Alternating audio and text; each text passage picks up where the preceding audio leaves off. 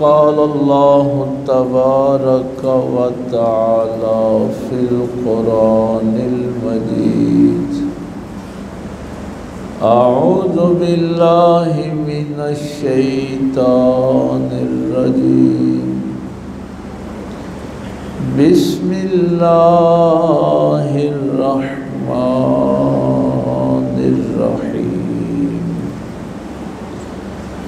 शहरु रमज़ानल्लज़ी उन्ज़िल फ़ीहिल क़ुरान हुदल लिन्नास व बय्यिनातिम मिनल हुदा वल फ़ुरक़ान आमन्तु बिल्लाहि सदक़ल्लाहुल अज़ीम व सदक़ रसूलुहुन नबियुल उम्मियुल करीम व नहनु अला ज़ालिका मिनश शाहिदीन वश्शाकिरीन वल्हम्दुलिल्लाहि रब्बिल आलमीन। क़ाल अल्लाहु तबारक व तआला फ़ी शानि हबीबिही मुख़बिरन व आमिरा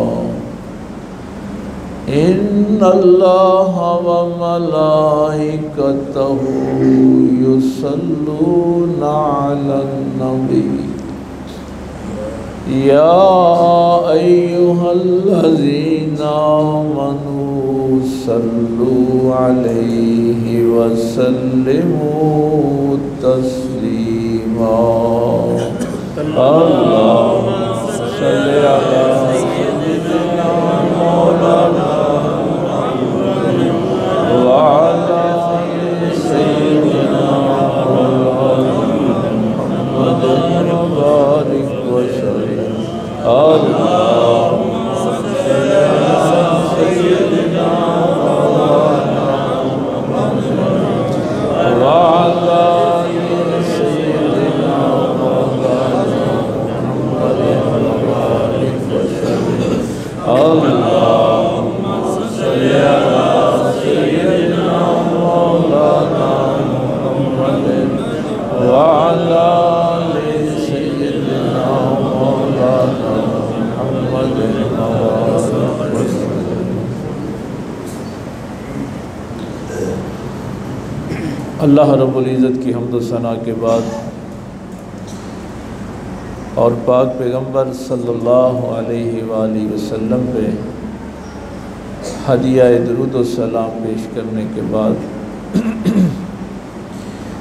नहायत वाजिबुल एहतराम मुअज़्ज़ज़ सामाईन, बुज़ुर्गों, दोस्तों, अज़ीज़ भाइयों, रमज़ानुल मुबारक का आखिरी जुमा जुमातुल विदा हमने पहले जुमे एक टारगेट जो है वो बताया था और आज उसके मुहासबे का दिन है कि हिसाब लगाएं कि हमें वो मंजिल मिली कि नहीं मिली। पहले जुमे हमने एक बात आपके सामने रखी थी कि अल्लाह ताला हमें भूखा प्यासा क्यों रखना चाहता है, अल्लाह को इससे क्या हासिल है। तो अल्लाह को तो कोई ज़रूरत नहीं कि मैं भूखा प्यासा रहूं। तो वो हमने 21वें पारे से एक आयत आपके सामने रखी थी कि अल्लाह ताला ने मेरी फ़ितरत पाकीज़ा पैदा की, अल्लाह ताला ने मुझे पाकीज़ा नफ्स दे के इस दुनिया में भेजा है। इस दुनिया में आके मैं अपने नफ्स को पलीद कर लेता हूँ, गंदा कर लेता हूँ, गलीज़ कर लेता हूँ और अल्लाह ताला मुझे ये मौका देता है कि मैं वो गंदगी दूर करके अपने आप को फिर पाकीज़ा कर लूँ। तो पता नहीं हम कितनी पाकीज़गी हासिल कर सके। देखिए अल्लाह ताला इस मुआशरे को पाकीज़ा देखना चाहता है, इंसानों को पाकीज़ा देखना चाहता है। अल्लाह ताला इंसानों को बाकरामत देखना चाहता है, बाइज़्ज़त देखना चाहता है। मैं कई दफ़ा सोचता हूँ कि अल्लाह ने तो जब हमें इस ज़मीन पे भेजा तो फरिश्तों से सजदा करवा के भेजा, इज़्ज़त दे के भेजा। अब तो ये है कि मैं अपनी उस इज़्ज़त को बरकरार रखूँ, बचाऊँ उस इज़्ज़त को। अल्लाह इस मुआशरे को इंसानी मुआशरा देखना चाहता है, लेकिन जबर से नहीं, इख्तियार से। वो अल्लामा इकबाल की कभी नज़म आप देखें ना, वो जहाँ इबलीस का और जिब्रील का मुकालमा हो, तो वहाँ उसने एक बड़ी बात, इबलीस जब बार बार कहता है ना कि अल्लाह ने मेरे साथ ज़्यादती की और मुझे छोटी सी बात पे मेरी इबादतें ज़ाया कर दी और मुझे रांदा दरगाह कर दिया, तो वहाँ अल्लामा इकबाल ने एक जिब्रील की तरफ से जुमला लिखा है कि जिब्रील ने कहा कि तुझे अल्लाह ने कुछ नहीं किया, अल्लाह ने तो तुझे इख्तियार दिया था, तूने उस इख्तियार को गलत इस्तेमाल किया।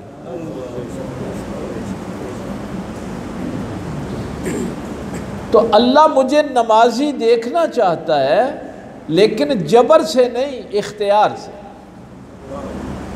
अल्लाह गर्दन से पकड़ के मुझे सजदा नहीं करवाना चाहता। अल्लाह चाहता है कि इंसान सजदा करे तो इसमें इसकी मर्जी भी शामिल, इंसान रोज़ा रखे तो इसके पीछे इसकी अपनी मर्जी भी शामिल।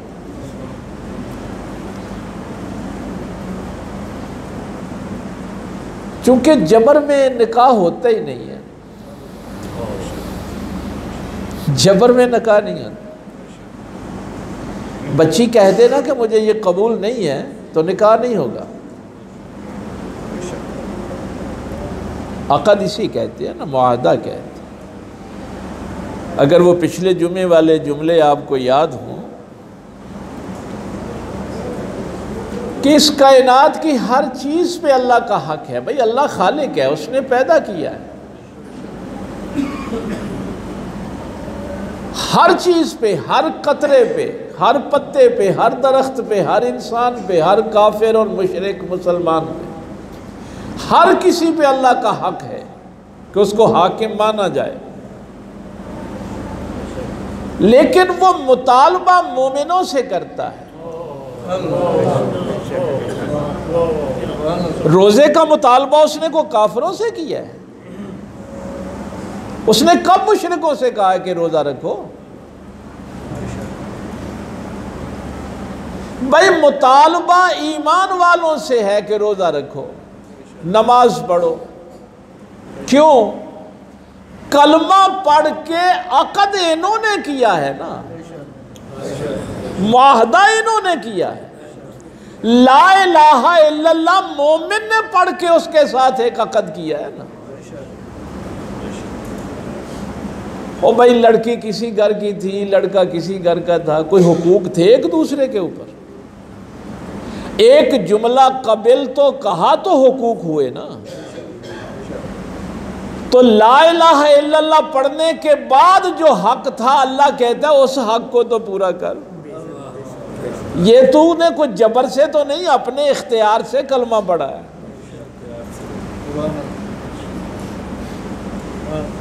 तो ये जो हमने पहले जुमे एक टारगेट आपके सामने रखा था, और ये जो जुमला मैं बार बार कहता हूँ कि अल्लाह हमें इंसान देखना चाहता है, इंसानी मुआशरा देखना चाहता है। उसके लिए वो पिछले जुमे वाली आयत अगर आपके जहन में हो कि अल्लाह फरमाता है ला तामल अबसार, ये आंखें अंधी नहीं होती। वलाकिन तामल क़ुलूबुल्लती फ़िस्सुदूर, वो तो सीनों के अंदर दिल हैं जो अंधे हो जाते हैं। क्या फ़र्क है इन आँखों के अंधे का और दिल के अंधे का फ़र्क क्या है? ये जाहिर है एक लंबा मौजू है। इन आँखों का अंधा और दिल का अंधा, इसमें फ़र्क तो बहुत ज़्यादा है, लेकिन बस एक जुमला अर्ज़ कर दूँ, हमने अपने मौजू को आगे बढ़ाना। जो इन आँखों का अंधा होता है ना, वो देख तो नहीं सकता लेकिन वो महसूस कर सकता है। उसकी कुव्वत हिस जो है वो काम करती है, उसका एहसास ख़त्म नहीं होता। जो दिल का अंधा होता है उसका एहसास खत्म हो जाता है, और जिसका एहसास खत्म हो जाए वो इंसान नहीं रहता, वो इंसान नहीं होता जिसके अंदर से एहसास खत्म हो जाए।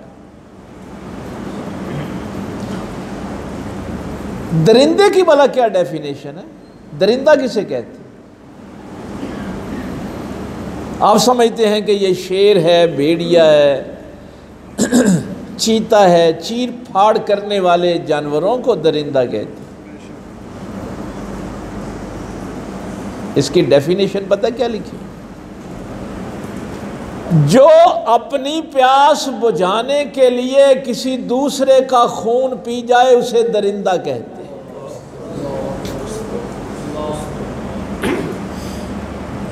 जो अपनी प्यास बुझाने के लिए किसी दूसरे का खून पी जाए उसको दरिंदा कहते हैं, और जो किसी की भूख मिटाने के लिए अपने पेट पे पत्थर बांध ले उसे इंसान कहते हैं।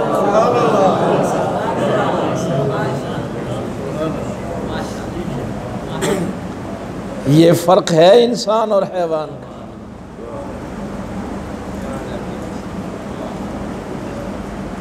निज़ा के वक्त प्यास की शिद्दत, लेकिन इंसान कहते हैं मेरे दूसरे भाई को पानी पिलाओ। दरिंदा ये नहीं कर सकता, हैवान ये नहीं कर सकता, ये सिर्फ इंसान के पास है। और जहां इंसान दूसरों का खून पीने लग जाए वो इंसानी माशरा नहीं होता, उस माशरे को इंसानी माशरा नहीं कहते। इसके लिए मैंने दो चीज़ें पहले जो मैं आपके सामने रखी थी कि आपने आखिर में देखना है, मुहासबा करना है कि हमने रोज़े रख के वो चीज़ हासिल कर ली। मैंने आपसे कहा था कि वो बंदा नेक बन ही नहीं सकता जिसके दिल में खुद गर्जी और लालच हो। वो इंसान कभी नेक नहीं बन सकता। जिस बंदे के दिल में खुद गर्जी होती है, ये दरिंदा दरिंदा क्यों बना कि मेरी प्यास बुझ जाए, अगले की जान जाती है तो चली जाए, इसको खुद गर्जी कहती। मैं दूध में मिलावट करके अपनी कमाई कर लूं, लोगों के बच्चे बीमार होते हैं तो हो जाए।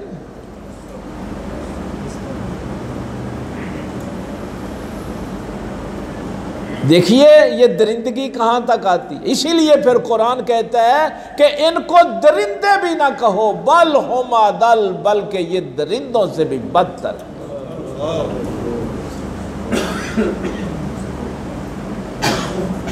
अगर इस रोज़े की वजह से मैं अपनी भूख पे कंट्रोल कर पाऊँ, पहले जुमे का जुमला, लालच और खुदगर्जी को दूर करके मैं अपनी भूख पे कंट्रोल कर लूँ तो आपको रोज़े का फ़ायदा हो गया, आपको मंजिल मिल गई, आपको अल्लाह का कुर्ब मिल गया।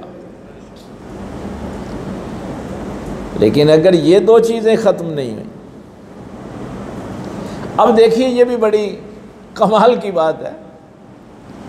फरमाया उस वक्त तक किसी इंसान के रोज़े मुकाम कबूलियत तक नहीं पहुँचते जब तक वो सदका फ़ितर अदा न करे। ये सदका फ़ितर क्या है? ओ भाई रोज़े तो आपने अल्लाह के रखे, ज़मीन व आसमान के दरमियान मुअल्लक रहेंगे, लटके रहेंगे, मुकाम कबूलियत तक नहीं पहुँचेंगे अगर तुमने सदकाए फ़ितर अदा ना किया। या अल्लाह मैं तो पूरा महीना अपनी भूख पे प्यास पे कंट्रोल करता रहा। अल्लाह कहते हैं नहीं, आखिर में ये देखूँगा कि तेरे अंदर दूसरे इंसानों का एहसास आया कि नहीं आया। सदका फ़ितर क्या है? दूसरों का एहसास है ना।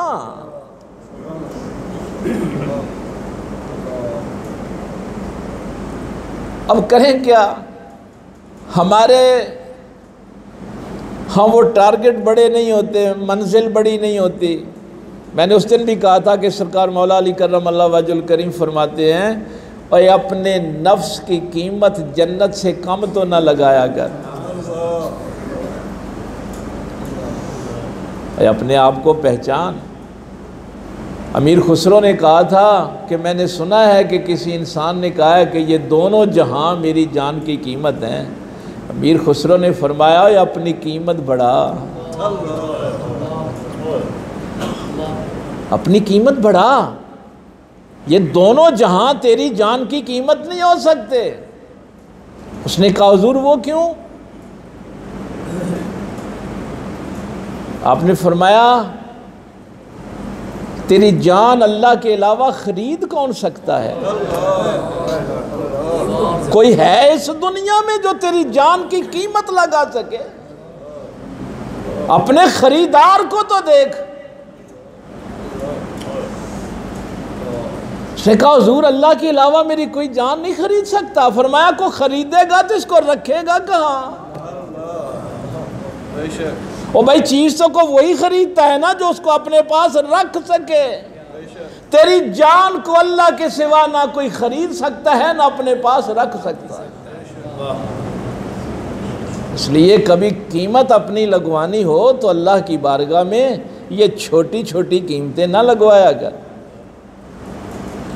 ये दुनिया की मुश्किलें हल करने के लिए अल्लाह ने तुझे ये 2 हाथ दिए हैं, 2 पाँव दिए हैं, अकल दी है। दुनिया कमा, मुसख्खर कर, किस लिए? कि मैं अल्लाह की राह में कुर्बान कर दूं। और ये नहीं, कई दफ़ा किसी बंदे से पूछो ना, आज शब कदर को मैं सारी रात जागता रहा, भाई क्या मांगा अल्लाह से? या अल्लाह कभी 5 मरले का मकान मिल जाए। क्या तलब है? सारी रात तू अल्लाह की बारगाह में इसलिए सरबसजूद रहा कि तुझे गाड़ी मिल जाए, तुझे 5 मरले का मकान मिल जाए। और ये दुनिया तो इतनी छोटी है, ये तो अल्लाह के दुश्मनों ने भी मुसख्खर कर ली थी। तू तो साहब, क्या फिरौन ने दुनिया मुसख्खर नहीं की? नमरूद ने नहीं की? फर्क क्या है? काफिर दुनिया मुसख्खर करता है तो अपने लिए, मोमिन मुसख्खर करता है तो कुर्बान करने के। अबू बकर घर का सारा सामान अल्लाह की राह में कुर्बान कर देते। मोमिन भी दुनिया मुसख्खर करता है लेकिन उसकी राह में कुर्बान करता है और अपनी कीमत सिर्फ उसकी रजा लगाता है। छोटी कीमत ना लगाएं, ये बड़ा महीना है। अल्लाह भी सोचता होगा कि ये मेरे बंदे मुझसे क्या मांगते। छोटी छोटी कीमत नहीं लगवानी अपनी। अल्लाह ताला ने ये मौका दिया है। अल्लाह कह रहा है कभी ललचाई नज़रों से आसमान की तरफ देखें कि मौला तू मेरा ख़रीदार है। तेरी जान की कीमत कोई और नहीं लगा सकता। इसलिए ये दुनिया कमाएं, मेहनत करें, लेकिन इस नीयत से कि इसको मैंने अल्लाह की राह में कुर्बान करना है, दुनिया कुर्बान करने के लिए। अब ये एहसास कि मैं ईद कैसे पढ़ सकता हूँ अगर मेरे करीबी रिश्तेदारों को, मेरे हमसायों को वो खाना नसीब नहीं जो मेरे घर में है, उनके पास अगर वो कपड़े नहीं जो मेरे पास हैं, तो मैं ईद कैसे कर सकता हूँ। इसलिए कहा कि तेरे रोज़े भी कबूल नहीं करूँगा अगर तेरे दिल में ये एहसास ही नहीं है कि मैं दूसरों तक पहुँचूँ।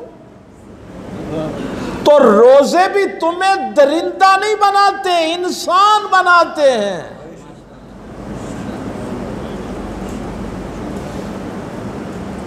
इंसानियत की उस आला मेराज पे रोज़े तुम्हें लेके जाते हैं।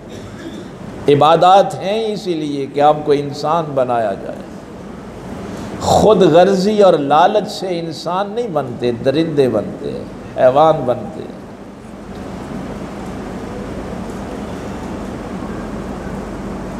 ये मुहासबा, ये जो दिन अल्लाह ताला ने अभी 2 ताक़रातें और हैं, ये लम्हात बड़े कीमती हैं।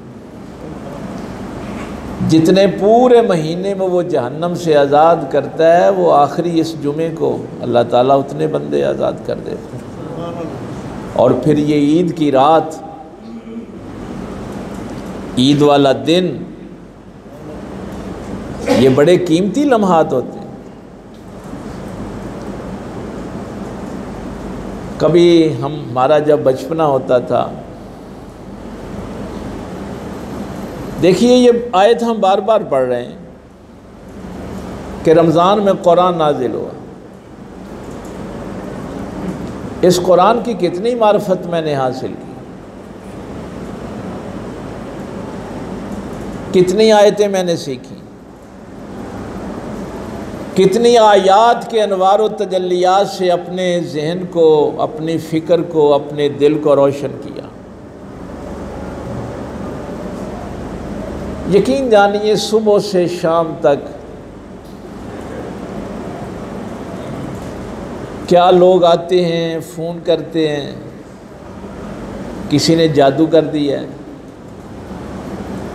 किसी ने हमारा रिस्क बांध दिया है, हमारे काम जो हैं वो नहीं हो रहे। बस दिन रात यही है, जादू हो गया, सहर हो गया, रिज़्क़ बांध दिया गया, काम नहीं चलते।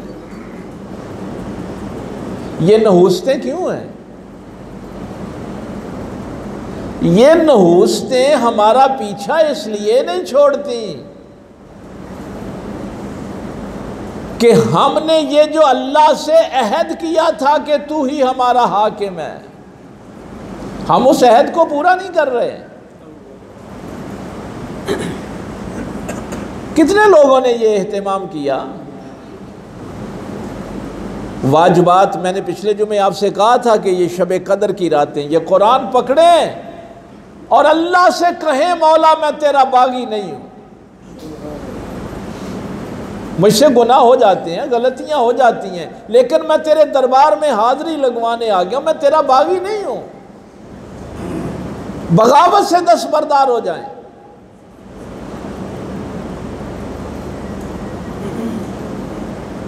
दो बातें मैंने कही थी, या अल्लाह मैं तेरे वाजिबात अदा करना चाहता हूँ, मुझे तौफीक दे। इधर तेरे दिल में इरादा आएगा, उधर तौफीकात की बारिश शुरू हो जाएगी। या अल्लाह मैं हराम से बचना चाहता हूँ, मेरी मदद फरमा। मैं बागी नहीं हूँ तेरा। वाजिबात में ये 2 वाजिबात तो देखें, नमाज और रोज़ा।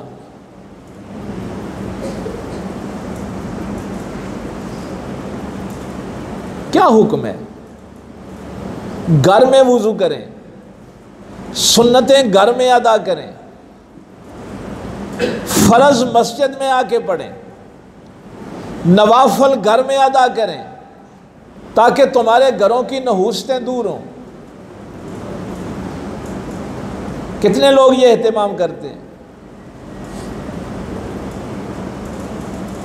हम नहूसत मिटाना ही नहीं चाहते। घर में वुज़ू करके घर में नवाफिल अदा करें। मैं तो अक्सर जब ये लोग आते हैं ना कि पता नहीं घर साढ़े किसे की कर छड़े हैं, तो मैं इनसे नबी पाक सल्लल्लाहु अलैहि वसल्लम की ये हदीस अर्ज़ करता हूँ कि नबी पाक सल्लल्लाहु अलैहि वसल्लम ने फरमाया था, अपने घरों को कब्रिस्तान न बनाओ।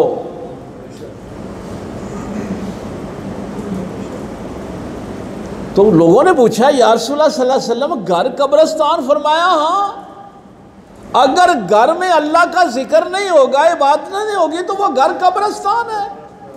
तो कब्रिस्तानों से तो फिर डर ही आता है ना, वहां अमन तो नहीं होता। कब्रिस्तान तो खौफ की जगह है। उस मौके पे फरमाया था कि घर में वुजू करें, सुन्नतें घर में अदा करें, नवाफिल घर में अदा करें।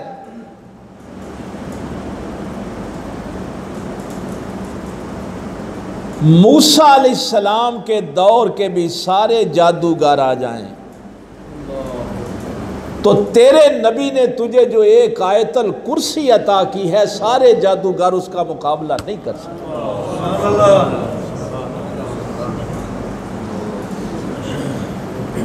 कहाँ दौड़े लगाए फिर रहे हो, फलां जगह से तावीज़ ले आए, फलां से ये कर लें, फलां। वो ये दुनिया के इंसान तुम्हारे काम करें। आयतुल कुर्सी अता की है मेरे पैगंबर ने सल्लल्लाहु अलैहि वसल्लम। तू इरादे के साथ उसके सामने झुक, तेरा शैतान तेरे सामने सर बसजूद हो जाएगा। तेरे साथ जो शैतान है ना, तेरे सामने सर बसजूद हो जाएगा। 2 रकत सलाते हाजत की अदा कर, रात को उठ वुजू कर, हाजत के 2 नवाफिल अदा कर, अल्लाह की बारगाह में हाथ दराज कर। ना अपने घरों को नहूसत कदा बनाओ। लेकिन याद रखना, ये सारी बातें उस वक्त हैं अगर घर में रिज़्क़े हराम नहीं है। हाँ, ये सारी बातें उसके लिए। अगर घर में रिज़्क़े हराम दंदना रहा है तो फिर ये कुछ ये भी काम नहीं आएगी। अगर मजलूम तेरे लिए बद्दुआएं कर रहे हैं ना, तो फिर ये वजीफे वगैरह काम नहीं आते। बाजमात नमाज अदा करें, नहूसतें दूर होती हैं। कोशिश करें इल्म की और आलिम की कदर करें। अपने पेश इमाम उन लोगों को बनाएं जो इल्म वाले हैं। अच्छा, आपको मसाइल शुरू हो गए। वैसे तो ये बड़ी लंबी फहरिस्त है। 3 चीज़ें इमाम बनाने के लिए। आप बैठे हैं, किसी एक को तो आगे करना है ना। इस मुसल्ले पे, नबी के मुसल्ले पे खड़ा करना है कि या अल्लाह ये तेरी बारगाह में हमें लेके आएगा। उसकी 3 शराइत पे कम अज़ कम। पहली शर्त इमाम की ये है कि उसकी क़िराअत अच्छी हो, मखारिज तजवीद के साथ कुरान पढ़ सके, कुरान की बेहुरमती ना करे। कितने दिन लगते हैं? 1 हफ्ता 2 हफ्ते में आप मखारिज के साथ कुरान की सही तिलावत कर सकते हैं। लेकिन कभी कोशिश नहीं की कि कुरान उस लहजे में पढ़ें जिस लहजे में अल्लाह सुनना चाहता है। कभी शौक ही पैदा नहीं हुआ कि कुरान पढ़े तो उस लहजे में जिस लहजे में अल्लाह सुनना चाहता है। दूसरी चीज़, नमाज के अहकाम का इमाम को पता हो, फ़राइज़ का पता हो, वाजिबात का पता हो। फ़र्ज़ रह गया तो नमाज ही नहीं होगी, वाजिब में ताख़ीर हो जाएगी तो सजदा साहब करना है। ये तो नहीं कि जिसको जी चाहे नमाज के लिए पेश इमाम बना दो।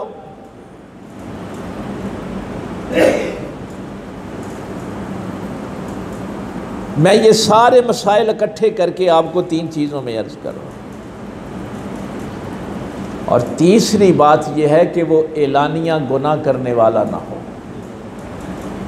वो किसी गुनाह में मशहूर ना हो। अल्लाह को इस बात पे भी गुस्सा आता है कि एक बंदा वो जो मेरी नाफरमानी में मशहूर है और तूने उसको अपना इमाम बना लिया है। उसकी शोहरत यह है कि वो माशरे में झूठ बोलता है, अल्लाह की उस पर लानत है, और तू उसे अपना इमाम बना लेता है। किसी गुनाह में वो मशहूर ना हो। मुझे ये इख्तियार नहीं है कि मैं किसी इंसान को देखूं और उसको गुनाहगार कहूं।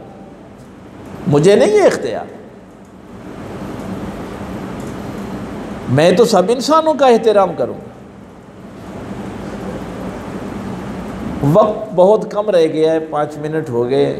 अभी हमने अपनी बात को इख्तिताम की तरफ लेके जाना है। गुनाह में मशहूर पता है कौन होता है? भाई ख़ताएँ तो हम सब से होती हैं ना, कौन है मासूम? तो सिर्फ नबियों की ज़ात होती है। हम सबसे गुनाह हो जाते हैं, गलतियाँ हो जाती हैं, लेकिन गुनाह में मशहूर कौन होता है? जिस बदबख्त इंसान के सर से अल्लाह अपनी सत्तारी की चादर हटा लेता है।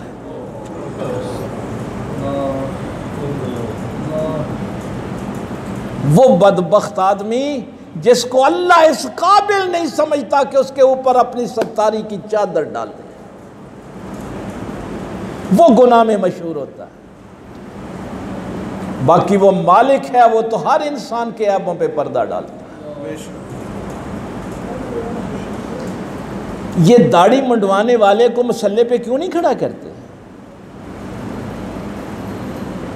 कभी इस पे सोचा है? दाढ़ी मंडवाने वाले को मसल्ले पे क्यों नहीं खड़ा करते? इसको पता है कि दाढ़ी मंडवाने से अल्लाह नाराज होता है। गुनाह ये सगीरा है, लेकिन जब तुझे पता है कि हुजूर नाराज होते हैं तो फिर करता है। यह है गुनाह में मशहूर होना। फिर ये सगीरा कबीरा बन जाता है।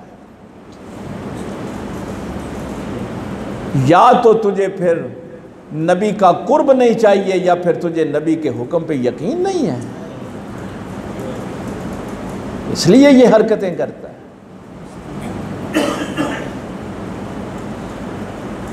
बहरहाल सदका फितर जो है वो भी अदा करें। हर साहब निसाब आदमी आटा जो है वो 2 किलो, 80 ग्राम कम जो आधा सा है, खजूरें 4 किलो हैं, जौ और किशमिश, ये 4 चीज़ें हैं जिनमें सदका फ़ितर अदा किया जाता है। देख लिया करें कि हमने अपने बच्चों को शॉपिंग कैसी करवाई, हमने अपनी अफ्तारियाँ कैसे की, अपने घरों में ख़र्च कैसे किया। ये नहीं है कि अपने बीवी बच्चों को 2-2 लाख की शॉपिंग करवाओ और सदका फ़ितर वाली आँखों बंद हो, ठीक है फिर आटे दे साहब नाली साहब कर लेने। नहीं, फिर खजूरों का हिसाब लगाएं ना, फिर 4 किलो खजूर का हिसाब लगाएं, 4 किलो किशमिश का हिसाब लगाएं। ये जो कमज़ोर लोग हैं वो अपने हिसाब से 2 किलो आटा जो है वो किसी को दे दें। कोशिश करें ईद से पहले उन लोगों के घरों तक पहुँचें, अपने करीबी रिश्तेदार, माजूर और मोहताज। यहाँ हम बहुत गलती खाते हैं। हम समझते हैं कि जिसकी टांगें नहीं हैं, आँखें नहीं हैं, माजूर है, कुछ कर नहीं सकता। इस्लाम कहता है मोहताज तलाश कर, जो पूरी मेहनत करता है, कोशिश करता है, लेकिन उसका कुनबा बड़ा है, 15-20 हज़ार कमा लेता है, लेकिन उससे उसके घर के अखराजात पूरे नहीं होते। हमारे यहाँ एक ये बड़ी सोच है, और चलो कोई ना कोई कमा ही लेंदा ना। नहीं नहीं, कुरान कहता है कि उस फ़कीर को, उस मोहताज को देख जो मेहनत करता है लेकिन इसके बावजूद उसके घर के अखराजात पूरे नहीं होते। उन मोहताजों का ख्याल रखना है। कोशिश करें किसी की इज़्ज़त नफ्स मजरू ना हो। उसको आप शुरू कहाँ से करना है? ज़विल क़ुरबा, तहाइफ की सूरत में उन तक पहुँचें। और फिर ये क्या करें, मुसलमानों की जो सूरत हाल है, ये आखिरी जुमा पूरी दुनिया में 1967 के बाद 67 के बाद मखसूस किया गया था फ़लस्तीन के लिए। जब 1967 में मस्जिद अक्सा पे कब्ज़ा हुआ था और मस्जिद अक्सा को आग लगाई गई थी, तो उस वक़्त मुसलमानों ने फ़ैसला किया था कि रमज़ानुल मुबारक का आखिरी जुमा फ़लस्तीनियों के लिए मखसूस हो। मैं हैरान होता हूँ कि समुद्री और ज़मीनी दोनों रास्तों से इसराइल को मुसलमान मुल्क अमदाद पहुँचा रहे हैं, लेकिन फ़लस्तीन के बच्चों के लिए पानी नहीं जा सकता जब तक इसराइल इजाज़त नहीं देगा। क्या इनको मुसलमान कहें? ये इस्लामी माशरा है। इस्लाम तो किसी काफिर को भी भूखा और प्यासा नहीं रहने देता। महमूदुल हसनात ने उस दिन जो जुमले कहे, उसे कहा गया कि फ़लस्तीन वालों के लिए कोई फंड रेजिंग की तकरीर थी। उसने कहा क्या तकरीर करें, अगर 30,000 बच्चों के लाशें इस उम्मत को बेदार नहीं कर सके, 70,000 ज़ख्मियों के जिस्म से निकलता हुआ खून इनको बेदार नहीं कर सका, 20 लाख मुहाजिरीन बच्चे और औरतें भूखे और प्यासे तड़प रहे हैं, अगर वो इनको बेदार नहीं कर सके तो मेरी तकरीर से खाक बेदार हो। ये मुसलमान है, ये मुसलमानों की ज़हनियत है। एक तरफ उर्दन है, मिस्र है, शाम है, इस्लामी ममालिक की सरहदें हों और मुसलमान बच्चों तक पानी की बोतल ना पहुँचे। लेकिन वो जो जुमला पिछले जुमे मैंने आपसे कहा था, एक शफात करने वाले हैं, एक शफात लेने वाले हैं, जो अपने हर तकलीफ को बर्दाश्त करके ईमान पे कायम रहे। कुरान करीम मेरे सामने पड़ा है, पूरी दुनिया के लोग हैरान हैं कि मलबे का ढेर उनके घर बन गए, एक एक घर से 17-17 लाशें उठी, लेकिन उनकी ज़ुबान से शिकायत नहीं, कोई हरफ़े शिकायत। या अल्लाह हम राज़ी हैं। मुझे अगले दिन किसी ने पूछा था, मैंने कहा क़यामत वाले दिन अल्लाह इनको शफात के मनसब पे बैठाएगा और तुम भीख मांग रहे होगे इनसे शफात। आज दुनिया लिख रही है कि इन जैसा दलेर हमने नहीं देखा, लेकिन मज़लूमियत की भी तो इंतहा है। हम नाम भी नहीं ले सकते, हम जिक्र भी नहीं कर सकते कि हमारे मुसलमानों पे जुल्म हो रहा है। तो क्या अल्लाह फिर हम पे रहमत की बारिश करे?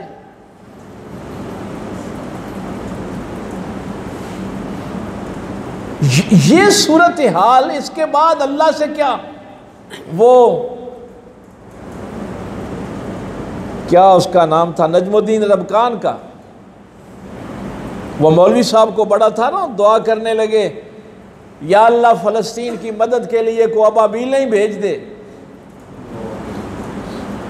तो नजमुद्दीन रबकान ने कहा था, अल्लाह ने अबाबीलें उस वक़्त भेजी थी जब एक तरफ अबरा का पूरा लश्कर था और दूसरी तरफ अब्दुल मुत्तलब अकेला था।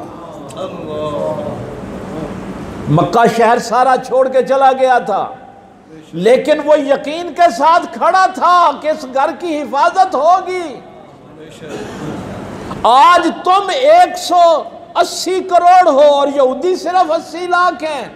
अब अगर अबाबीलें आई तो मुसलमानों को मारने के लिए आएंगी, यहूदियों को मारने के लिए नहीं आएंगी। शर्म आनी चाहिए अब अबाबीलों की दुआ करते हुए।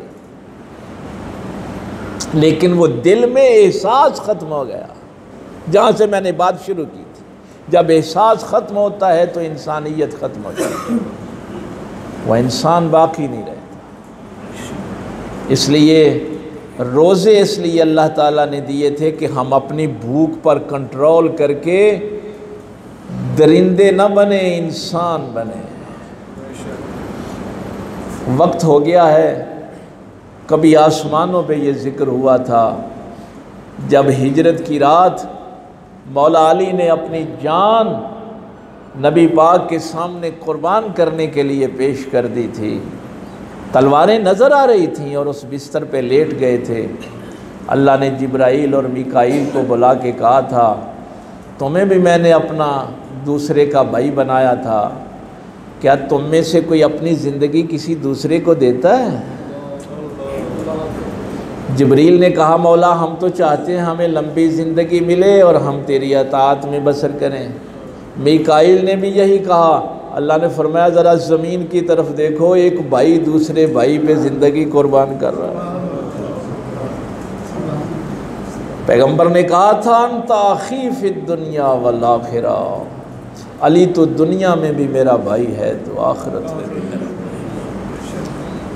ये है वो मुआशरा जो नबी पाक सल्लल्लाहु अलैहि वसल्लम हमें दे के गए थे कि इंसान अपनी भूख के लिए दूसरों का नुकसान नहीं करते, अपनी प्यास के लिए दूसरों का नुकसान नहीं करते, अपने मफाद के लिए दूसरों का नुकसान नहीं करते। फिर अल्लाह ने फरमाया, अब चले जाओ ज़मीन पे, जिब्रील उस चारपाई के सराने खड़ा हो जाए और मीकाईल पैंती की तरफ खड़ा हो जाए और सारी रात अली की हिफाजत करो।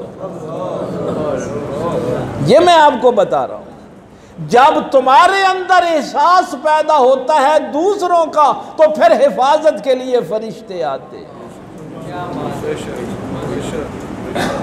फिर फरिश्ते ततनज़्ज़लु अलैहिमुल मलाइका, फिर अल्लाह ताला फरिश्ते नाज़िल फरमाते हैं, फिर अल्लाह मदद फरमाते हैं।